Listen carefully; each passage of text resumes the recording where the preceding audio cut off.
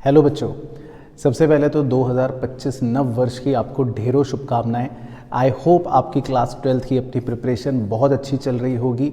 बहुत सारे बच्चों के प्री बोर्ड्स एग्ज़ाम स्टार्ट हो चुके हैं, होने वाले हैं और सर अब बहुत कम टाइम बचा है। तो ये वीडियो स्पेशली आपके लिए बना रहा हूँ क्योंकि बच्चों बहुत सारी बातें इस समय आपके दिमाग में चल रही होंगी। तो इस वीडियो में मैं सारे डाउट्स आपके क्लियर करने वाला हूँ और आपके साथ अपने वो मेथड्स डिस्कस करूँगा जो मैंने फॉलो करे थे और अपने सीए की जर्नी में भी जिन चीज़ों को अप्लाई करा था, जो चीज़ें मेरे पढ़ाई में बहुत हेल्प करी थी।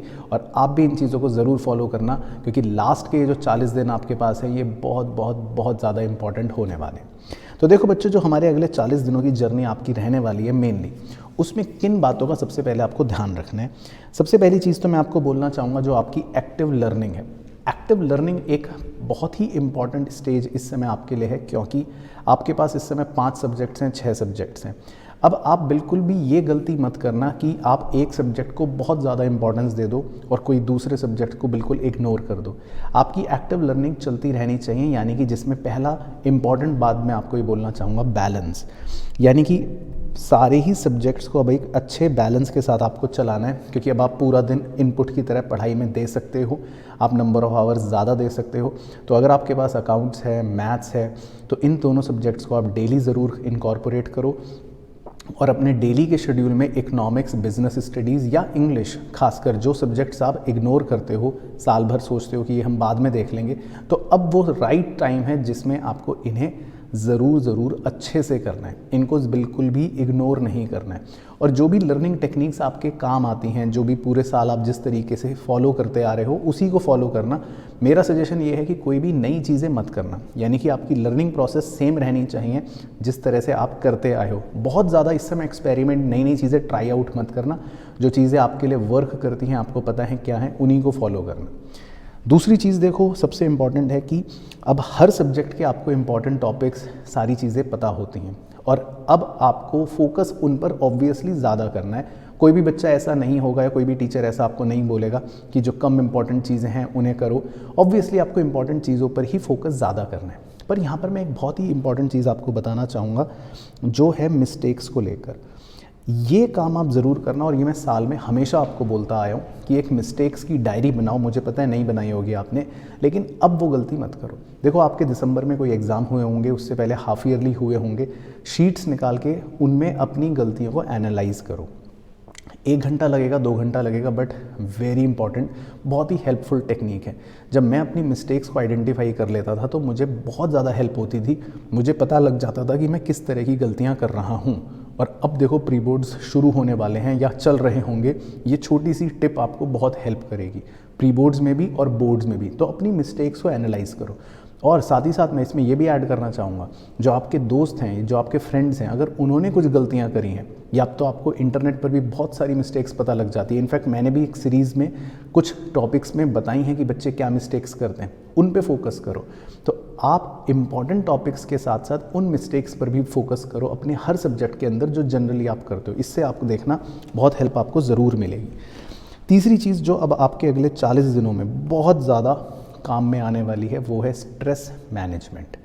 देखो, अब चिंताएं 100 तरह की आपके दिमाग में चलेंगी। ऑब्वियसली बोर्ड्स की टेंशन, उसके बाद सीयूईटी की टेंशन, कॉलेज की टेंशन, ऑब्वियसली ये सारी चीज़ें आपको कहीं ना कहीं घेरती रहेंगी। पढ़ने बैठोगे तो रिज़ल्ट की टेंशन, ये लगेगा कि क्या होगा, कितने मार्क्स आएंगे, कम मार्क्स आएंगे तो क्या होगा, इस तरह की बातें दिमाग में चलेंगी। लेकिन मैं आपको ये बोलना चाहता हूँ, आप सिर्फ एक डिवोशन के साथ सबसे पहले ये सोचो कि मैं रिज़ल्ट की चिंता नहीं करूँगा।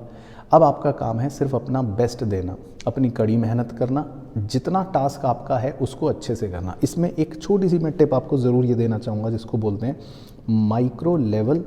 आप अपना एक मैनेजमेंट तैयार करो।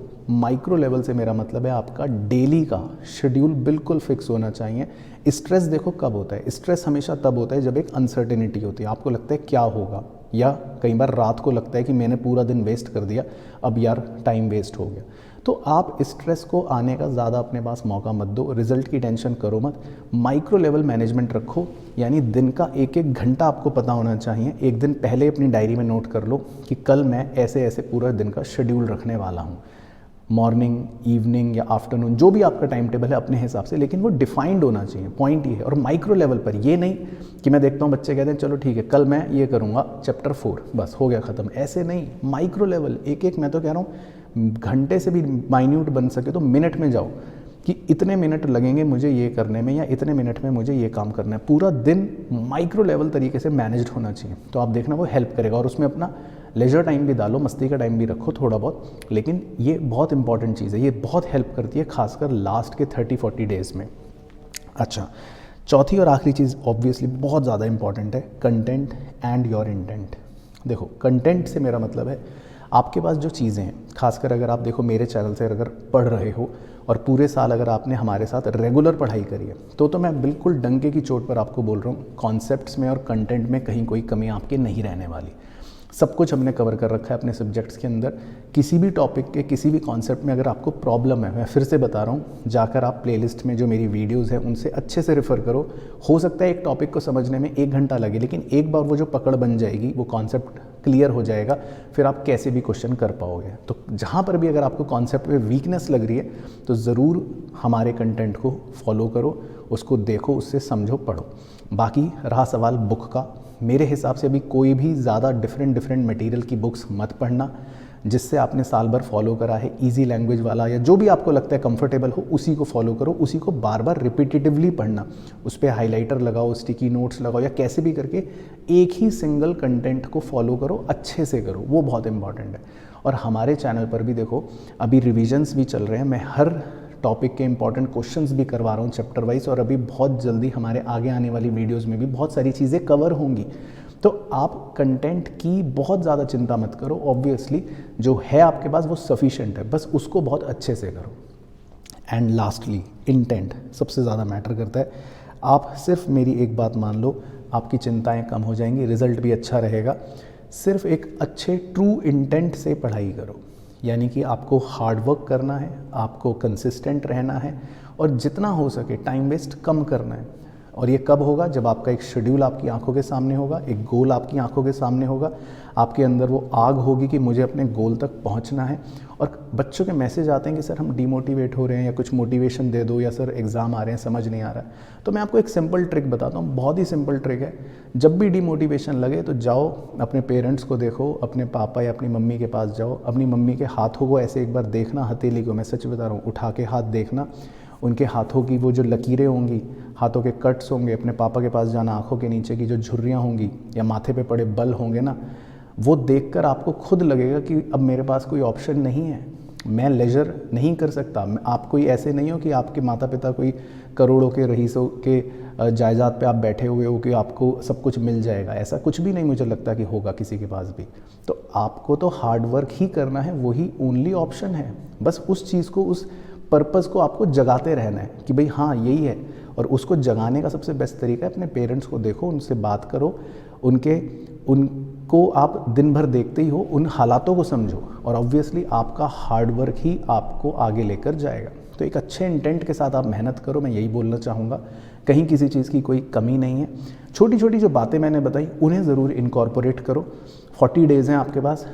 एंड इसी नोट पर करना चाहूँगा कि इन 40 डेज़ में अगर आप बहुत अच्छे से अपने हार्ड वर्क को करते हो, कंसिस्टेंट रहते हो, डिस्ट्रैक्शंस कम रखते हो, और एक पर्पस से गोल ओरिएंटेड तरीके से आगे बढ़ते हो, तो ये 40 दिन की मेहनत हो सकता है बहुत सारे बच्चों के 40 हफ्ते या 40 महीनों की भी मेहनत से ज़्यादा बन जाए।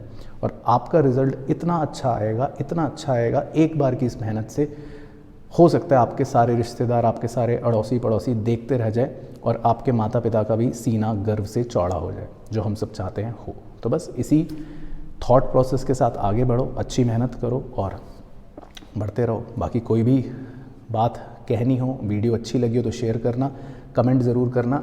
बाकी मुलाकात करूँगा आपसे बहुत जल्दी अगली वीडियो में। तब तक अपना ध्यान रखना, मस्त रहना और स्वस्थ रहना।